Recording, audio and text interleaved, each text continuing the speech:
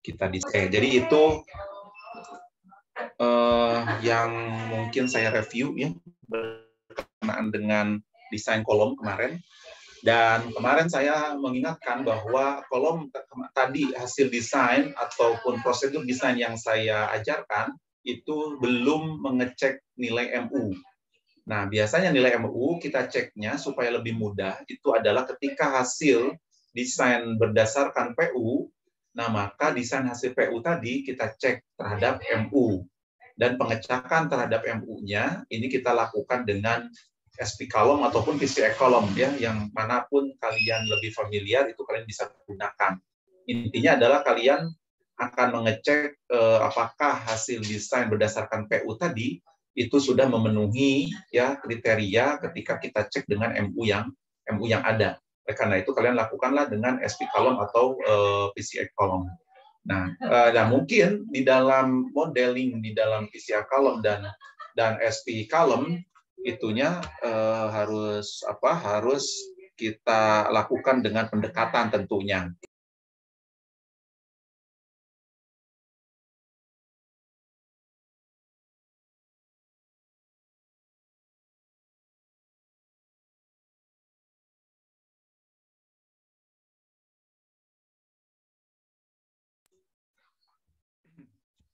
Ya, nah jadi berkenaan dengan pemodelan di SP column ataupun di PCA column, ya itu kita lakukan biasanya dengan melakukan pendekatan.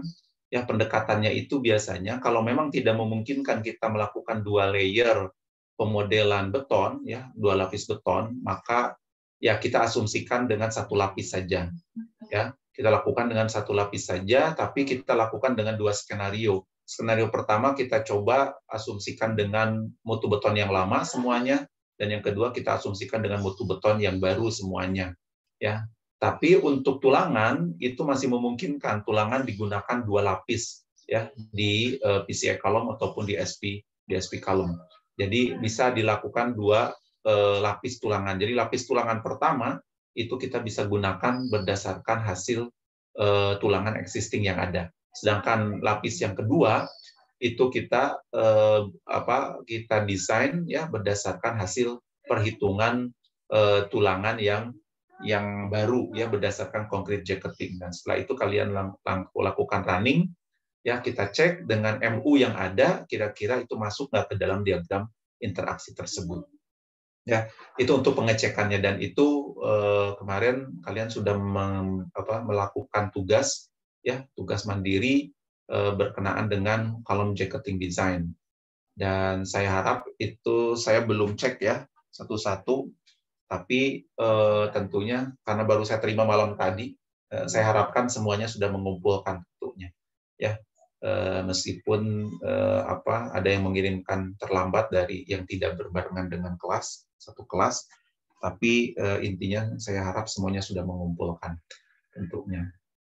Karena ketika yang tidak mengumpulkan ya saya anggap kalian tidak ada nilainya ya untuk dari mata kuliah saya khusus untuk concrete jacketing. Nah, yang kedua, sekarang kita akan lanjut kepada beam jacketing design ya. Tadi kolom, sedangkan sekarang bagaimana untuk mendesain jacketing balok. Ya. Ini sama, kalau kondisinya sama, artinya baik kolom ataupun balok ini belum ada satu peraturan atau kode khusus ya yang membahas tentang concrete jacketing ini. Jadi sekali lagi ini sangat masih minim ya di Indonesia tentunya, karena memang seperti yang pernah saya katakan di Indonesia ini kurang populer tentang concrete jacketing ini, termasuk steel jacketing juga itu kurang populer. Yang lebih populer itu adalah FRP sebetulnya. Ya, meskipun sekali lagi FRP pun populer dalam artian di sini bukan berarti sudah banyak yang menggunakan, tapi tidak. Tapi kalau ada kerusakan-kerusakan mungkin di gedung-gedung tertentu yang cukup riskan dan cukup gedungnya itu adalah gedung-gedung yang penting, itu biasanya akan lebih banyak memilih pada FRP. Dan sehingga peraturan-peraturan FRP ya itu lebih masif tentunya, dan juga penggunaan-penggunaan di Indonesia pun termasuk di dalam artikel publikasi ya itu berkenaan dengan FRP itu juga cukup banyak dibandingkan dengan steel jacketing dan juga concrete jacketing. Ya. Jadi untuk beam jacketing design ini kita pun sama akan menggunakan rujukannya, referensinya berdasarkan peraturan atau code dari negara India, ya.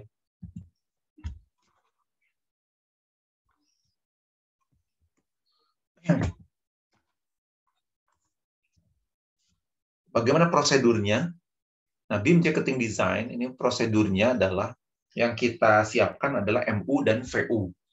Ya, jadi kalau kita perhatikan tentunya nilai MU dan VU ini tentunya kita dapatkan sekali lagi ini berdasarkan dari hasil analisis struktur, ya, MU dan VU ini. Nah, jadi nilai MU ya dan VU, jadi ini sebetulnya nanti MU yang muncul, ya, ini MU yang muncul, ini sebetulnya nanti dari MU lentur, ya, dari MU lentur, MU, tapi ini dari lentur.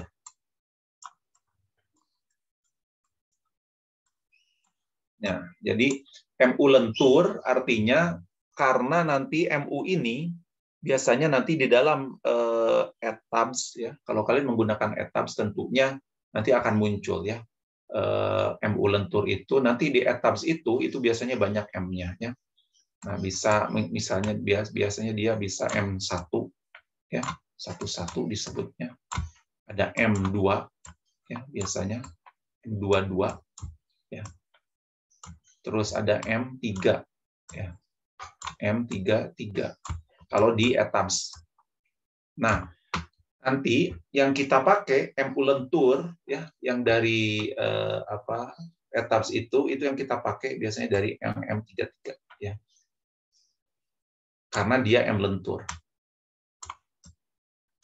Karena nanti kalau M11 dan M22 itu bukan dari M lentur, ya, kecuali nanti ada posisi-posisi tertentu khusus. Tapi kalau baloknya balok normal, artinya balok dengan posisi yang biasa, maka nanti MU lentur yang kita gunakan adalah dari M33, ya.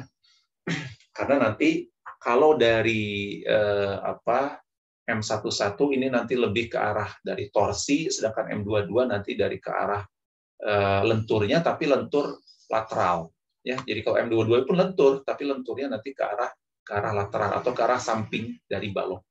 Kalau VU jelas, ya, ini adalah hasil dari nanti geser, ya, dari hasil geser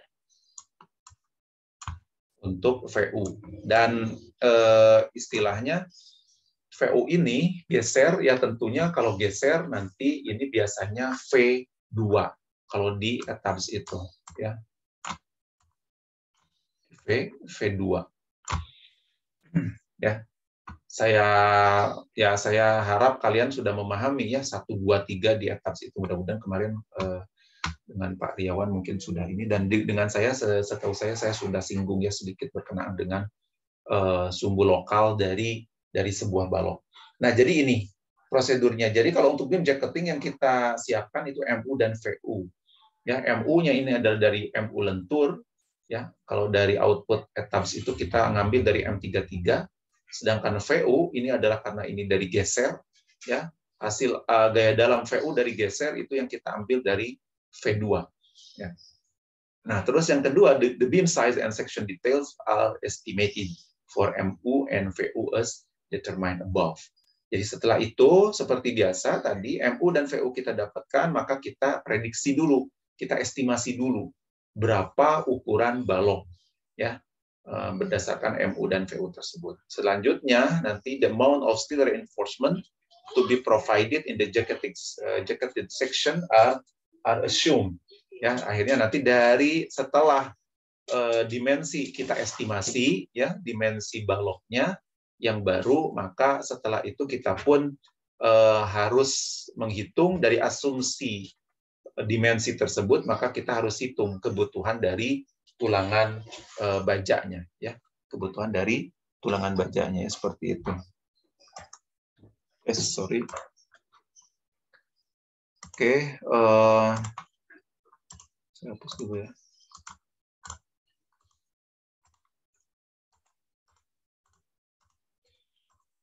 Nah, jadi secara prosedur ya, yang ini sama saja ya. Jadi ini langkah-langkah ini sebetulnya tidak jauh berbeda dengan prosedur kolom ya tentunya. Karena prosedur kolom pun setelah kita menghitung atau mendapatkan nilai-nilai dari etaps misalnya analisis strukturnya, maka kita lakukan beam size and section detail ya sebetulnya. Jadi itu bisa kita tetap lakukan ya. Nah, yang kedua, prosedur untuk menghitung netral axis dari satu balok ya. Jadi diagram yang kita gunakan ini adalah diagram seperti ini. Ini sebetulnya diagram ini hampir sama dengan ketika kalian belajar tentang struktur beton ya. Baik struktur beton dasar ya ataupun beton lanjutan, ini sebetulnya sama ya diagram-diagramnya, tetapi mungkin ketentuan konstanta ya dari variabel-variabel tertentu itu yang sedikit membedakan. Ya, jadi nanti di sini sebetulnya kita ingin mencari nilai garis netral di mana sehingga nanti kita bisa menghitung mana yang tertekan, mana yang tertarik tentunya, sehingga nanti kita bisa menghitung ya keseimbangan momen dari tegangan tekan dan juga dari tegangan tariknya ya antara beton yang tertekan dan juga baja yang tertarik ya, sehingga neutral axis of the jacketed beam is calculated using the following stress diagram. Jadi menggunakan prosedur dari diagram tegangan-tegangan seperti ini. Ini khususnya diagram tegangan ya yang kita munculkan di sini.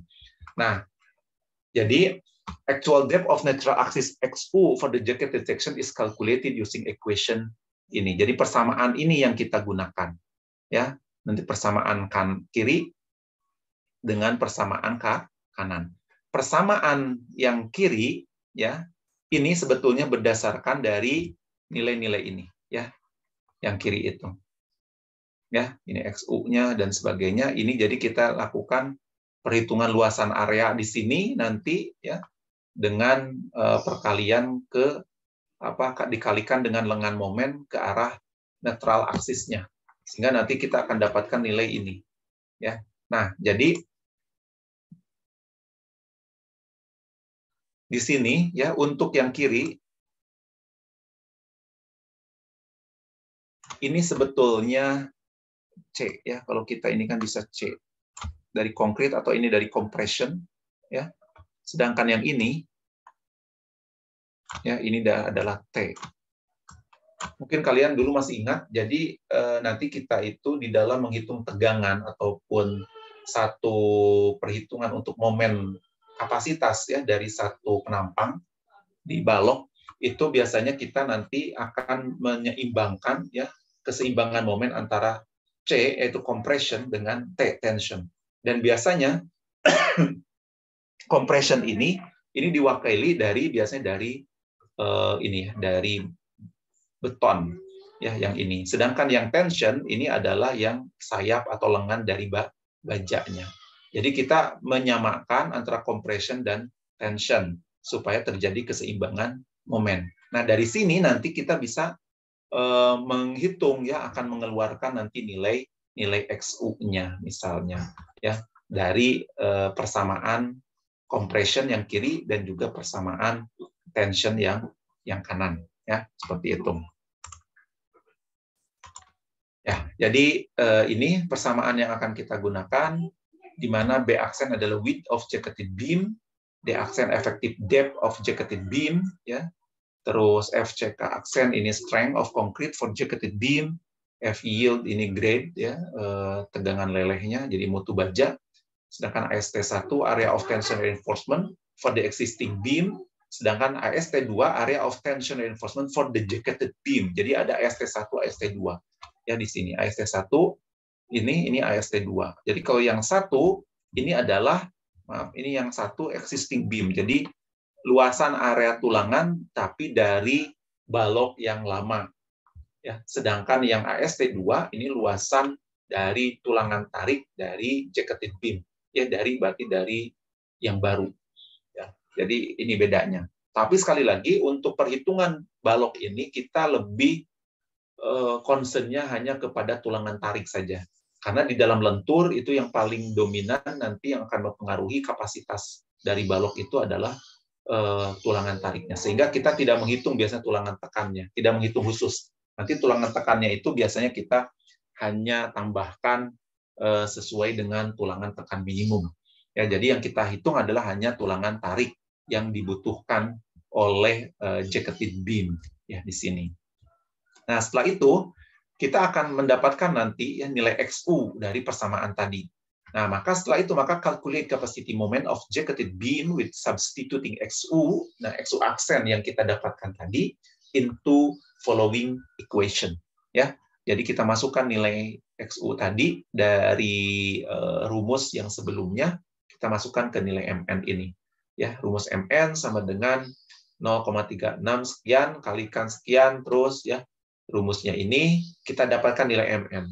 Nah, maka setelah kita dapatkan nilai MN, maka kita compare MN dan MU ya. Kita compare. Pertama ini MN ya, bandingkan dengan MU ya. Kita punya MU dari hasil analisis struktur. Lihat, kalau dia lebih besar MN dari MU, maka ini akan kita sebut ini oke ya. Oke. Tapi sebaliknya kalau nanti MN-nya ternyata ya lebih kecil ya dari MU, maka ini yang tidak oke. Ya, ini tidak oke.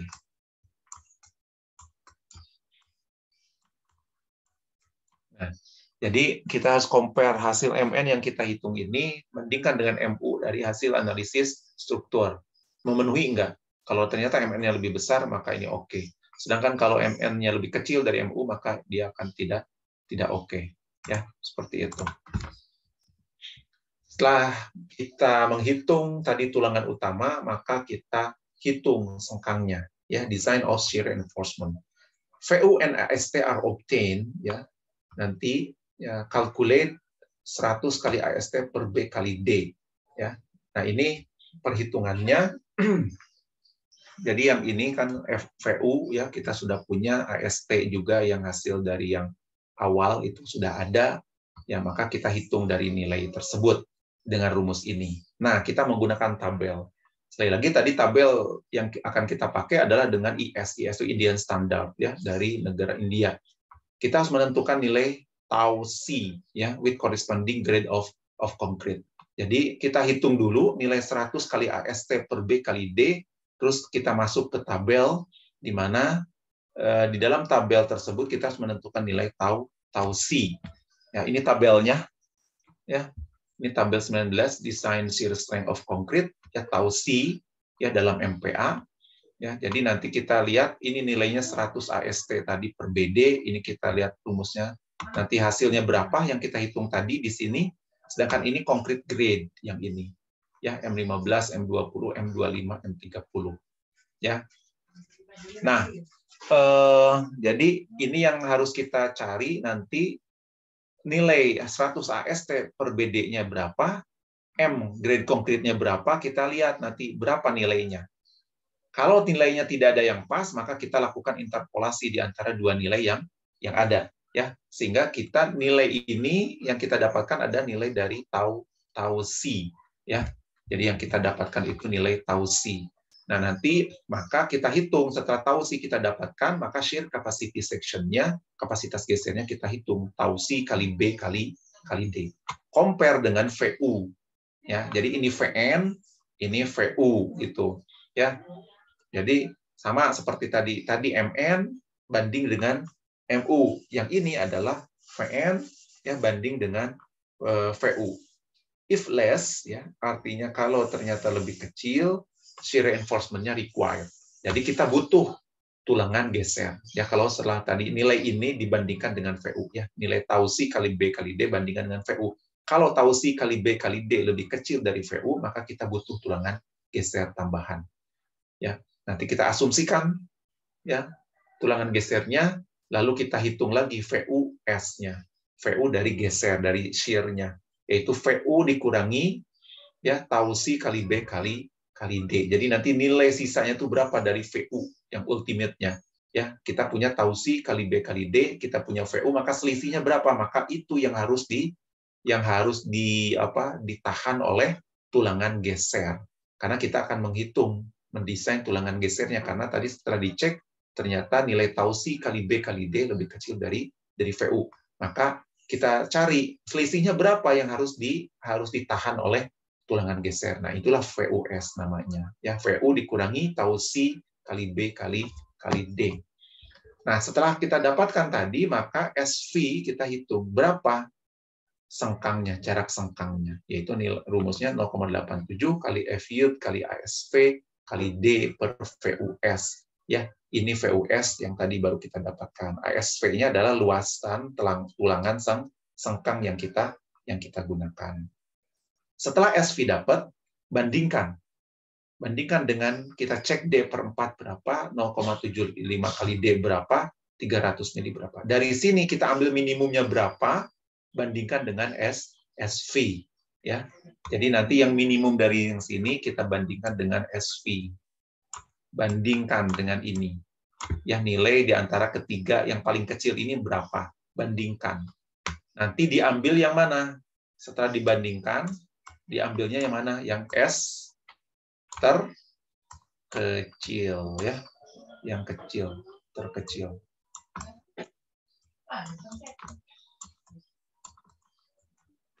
Jadi ini yang paling S min, ya. Jadi yang S minimum, yang paling S minimum dari yang antara SV dan diambil yang dari minimum yang 3 ini kita ambil yang paling minimumnya, ya. Jadi itu. SV kita dapatkan, jadi jarak sengkang sudah kita dapatkan. Ini contoh, ya, contoh soal.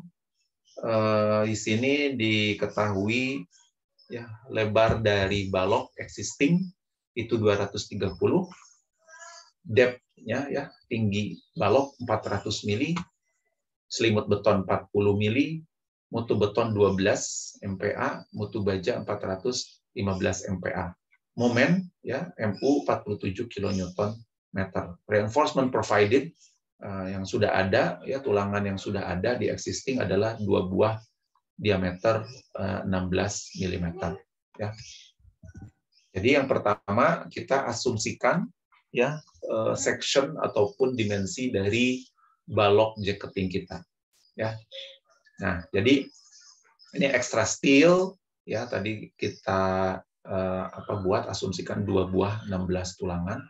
Thickness of jacket 100 mili, yang kita ambil yang paling minimum, maka B aksennya menjadi 430, D aksennya menjadi 460, ya. Depth of jacketed beam itu jadi di sininya 500, ya, dari sini. Jadinya depth-nya jadi 500 setelah ditambah 100 mili, ya, di sini.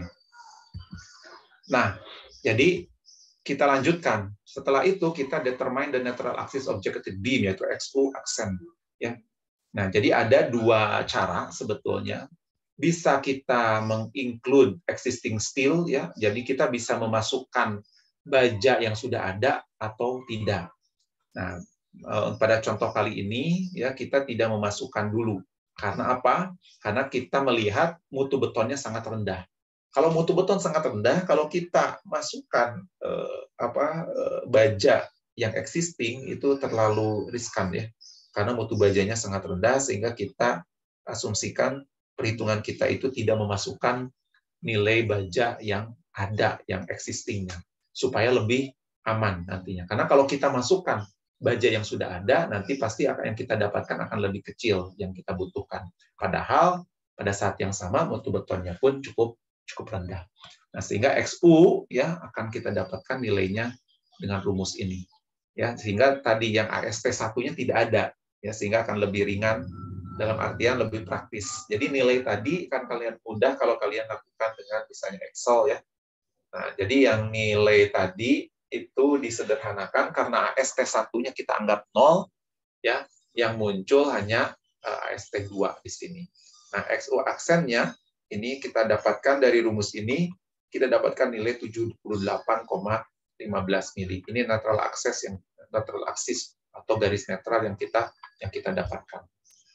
Setelah itu kita hitung capacity moment MN, ya, from jacketed beam with inserting value of XU yang kita dapatkan tadi, nilai XU, ya. Ini rumus MN-nya, yang tadi kita masukkan nilai XU-nya, ya, nilai XU kita masukkan. Maka kita dapatkan nilai MN 62,38 kali 10 pangkat 6 Newton milimeter. Bandingkan dengan MU. MU-nya adalah 47 kilonewton meter. Berarti ini oke, ya, karena MN lebih besar dari MU. Terus sengkangnya bagaimana? Nah, sengkang PU-nya tadi diketahui misalnya 85 kilonewton. Ya, AST2 ya yang sudah terpasang ini adalah 2 buah diameter 16. Ingat AST1 kita abaikan, ya. AST2 maka AST2-nya itu 402,12 ya dari 2 buah diameter ini. Ya, kita hitung luasan areanya kita dapatkan 402. Kita hitung 100 AST per BD dapat nilai 0,2 ya dengan rumus ini. Nah, maka kita masukkan di tabel tausinya ya kita akan mendapatkan nilai 0,31 ya dengan grade tadi ya. Kalau kita 0,2 tadi mutu betonnya berapa ya, kita tinggal lihat di sini ya. Nah, jadi di sini sebetulnya antara 0,15 dan 0,25 ada 0,2. Nah, jadi tidak ada. Nah, maka kita bisa menghitung dengan cara interpolasi. Ya, dengan cara interpolasi untuk menentukan M20, 20 MPa, kalau tidak salah dari konkretnya, yang existing-nya nanti kita hitung. Tapi kalau kita menghitung jacketed beam, ya, jadi nanti kalau kita sudah tambahkan konkretnya menjadi M25, nah maka kita bisa menghitung di antara sini. Jadi ini nanti nilai di sini kita cari untuk mendapatkan nilai 0,2 ya. Nah, nanti ini yang kita dapatkan dari soal tadi ini nilai 0,31 itu dari tabel ya. Shear capacity of section-nya tau C kali B kali D kita hitung 61,31 kilonewton. Kita compare dengan VU-nya. VU-nya tadi 85 kilo. Ini lebih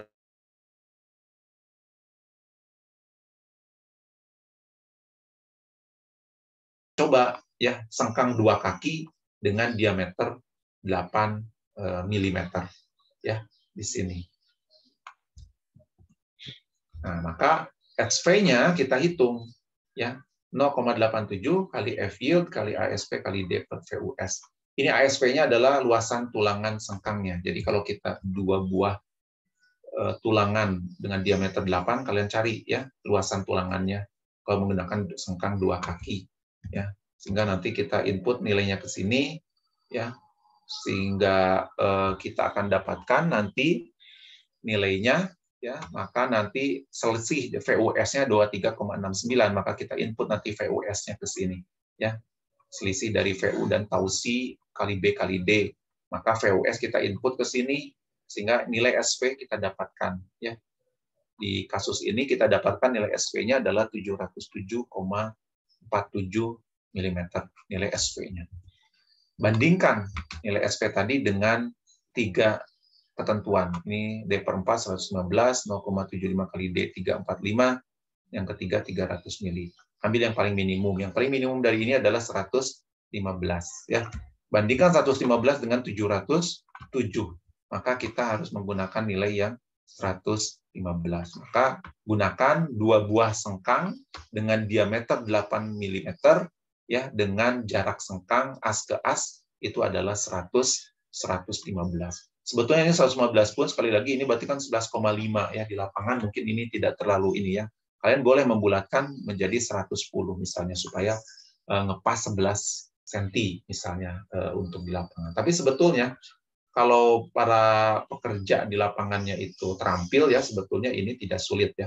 11,5 itu tentunya bisa ya. Tapi kalau memang kita mau membulatkan yang lebih pas ya kita bisa lakukan pembulatan tapi pembulatannya ke bawah. Nah, ini cross section of beam jacketing desainnya. Ini adalah balok lama ya, ini balok lama. Jadi yang ini balok lama 230 lebarnya. Ini 400 tingginya. Sedangkan setelah kita jacketing, tambah kiri 100 mili, kanan 100 mili, maka kita dapat total di sini jadi 530 ya. Dan ke bawah, dari sini ke bawah 100 mili tambahkan. Ya. Jadi ini total depth-nya 500, beam-nya di sini width-nya adalah 430 ya. Jadi 430 width-nya, depth-nya 500 karena dari 400 tambah 100. Ini tulangan lama baloknya, yang ini tulangan baru dari balok yang kita pasang, dan ini adalah sengkang ya. Ini cross section-nya hanya sketsa kasar ya. Ini sebetulnya nanti kalian bisa lakukan sketsa dengan lebih baik ya, dengan AutoCAD tentunya. Jadi ini stirupnya ini. Jadi tetap ya, stirupnya pun harus kita buat stirup yang standar ya, tentunya dengan bengkokan dan sebagainya. Jadi ini hanya sketsa saja dari saya. Ya, jadi ini stirupnya yang kita pakai berapa? 2 buah. Ya, maaf, bukan 2 buah, ini 2 kaki ya. Jadi 2 kaki sengkang ya, dengan diameter 8 mili. Tapi jaraknya ke arah sana berarti dengan jarak tadi 115 mm ya. Ini hasil jacketing dari balok tersebut. Ya, jadi yang atas ini biasa kita neglectkan, artinya bukan berarti ini nggak ada ya. Sekali lagi, ini bukan berarti nggak ada yang di atasnya, tapi dalam perhitungan kita asumsikan ini tidak ada, supaya kita akan mendapatkan nanti hasil jacketing steel-nya ya, itu akan dominan ya, sehingga ini bukan berarti nggak ada yang tulangan tekannya, ini harus tetap ada dipasang yang tulangan tekan lama ya. Kalau tulangan tekan baru bisa jadi emang kita nggak butuh misalnya, tapi tetap ketika tidak butuh biasanya kita kadang-kadang memasangnya ya, itu bisa dilakukan seperti itu. Tapi kalaupun tidak ya, nanti berarti si sengkang ini hanya masuk ke dalam balok lama nantinya ya, dihubungkan ya ke balok lama. Nah, sehingga kurang lebih seperti ini cross section dari jacketing ya, beam jacketing design ya, seperti itu. Oke, itu mungkin yang bisa saya sampaikan. Silahkan kalau ada pertanyaan sebelum saya berikan penjelasan sedikit tentang kelanjutan tugas mandiri yang bisa kalian lakukan. Ada pertanyaan? Silahkan. Bapak izin bertanya. Ya, silakan, Mila. Tapi bukan tentang perhitungan tentang konsep. Jadi kan tadi Bapak di awal ngejelasin kalau misalkan perkuatan itu nggak secara global. Jadi dilakukan secara per elemen aja ataupun beberapa titik yang membutuhkan. Kalau seandainya Pak, satu gedung itu tuh lebih banyak yang harus diperbaiki, itu jadinya kayak gimana? Oke, pertanyaan yang sangat bagus ya. Ya, artinya betul nanti jadi ada nantinya pada pelaksanaan di lapangan tentunya kita harus mempertimbangkan berbagai aspek ya. Kita di kuliah, kalian di kuliah itu hanya desain-desain filosofinya. Ketika di proyek nanti realnya itu betul-betul harus mempertimbangkan semua aspek tentunya. Contoh seperti yang tadi ditanyakan oleh Mila misalnya. Nah, kalau sekarang kita mau per elemen lokal strengthening, tapi nggak taunya banyak yang rusaknya ya, wah jumlahnya tuh banyak, kolom-kolomnya rusak. Ini harus ada analisis secara keseluruhan dulu, harus dicek. Apakah ini nanti pertimbangannya, apakah nanti lebih menguntungkan kita per elemen semua, elemen yang rusak meskipun banyak, kita per elemen saja perbaikannya, atau dicek kalau kita misalnya bagian besar kita ganti dengan menambahkan elemen baru. Misalnya ya, apakah tadi dengan shear wall akhirnya kita tambahkan dengan bracing dan sebagainya seperti kemarin. Nah, itu harus dilakukan analisis terlebih dahulu, dan nanti beberapa opsi itu harus kita lakukan analisisnya. Nanti kita bandingkan. Tentunya kalau di lapangan nanti perbandingannya ujung-ujungnya adalah cost, ya, masalah biaya. Ya, tidak boleh kita lupa masalah biaya, itu masalah yang sangat penting. Meskipun kita hebat gini-gini ngitung tapi biayanya bengkak ya susah. Opsi ya seperti itu, opsi misalnya perbaikan per elemen, opsi misalnya perbaikan dengan menambahkan elemen baru yang itu dihilangkan dan sebagainya. Dan nanti ini pun nanti akan berhubungan dengan arsitek dan sebagainya ya. Tidak bisa kita sendirian yang sipil. Sipil baunya begini, nanti arsitek nggak mau kalau ditambah gini nanti wah rusak begini, nggak bisa. Appearance-nya jadi nggak bagus, nggak indah dan sebagainya. Nah tetap saja nanti harus ada komunikasi. Tapi kalau kita dari sipil tentunya kita pun harus memberikan opsi-opsi pilihan ya. Opsi pertama begini, opsi kedua begini, nanti opsi ketiga begini. Tapi itu jelas nanti sampai dengan cost-nya, pelaksanaannya bagaimana, dan sebagainya. Nanti owner yang akan menentukan. Sehingga akhirnya ketika melihat, oh mana ya kira-kira dia akan